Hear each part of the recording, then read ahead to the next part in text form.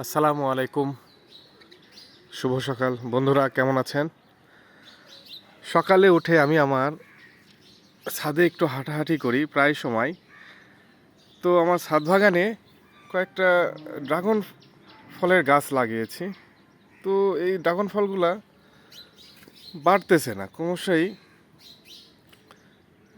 ফলন কমে যাচ্ছে। তো জানি না কিভাবে এই ড্রাগন ফলগুলা চাষ করতে হয়, আমার অতটা ভালো জানা নাই। তাই কেউ জেনে থাকলে একটু জানাবেন প্লিজ।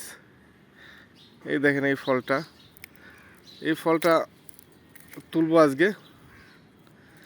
এটা অতটা ভালো হয় নাই, কালার আসে নাই, কিন্তু আর হচ্ছে না, বাড়তেছে না এটা। তো এটা নিয়ে যে টেস্ট করে দেখি কেমন হয়েছে এটা।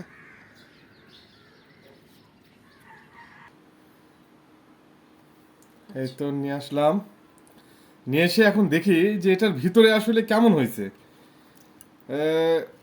কাটলে বোঝা যাবে যে আসলে এটার কালার কেমন। শক্ত অনেক, হয়েছে কি না তাও জানি না।